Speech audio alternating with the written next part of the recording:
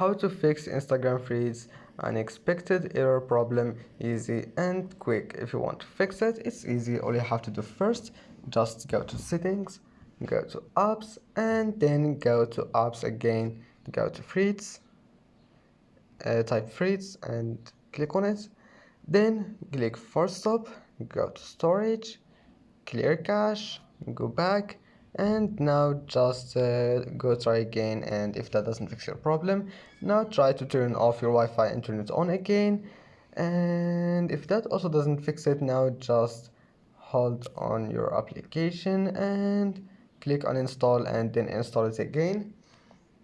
And that's it. I hope this video is helpful for you, and that's it for today's video.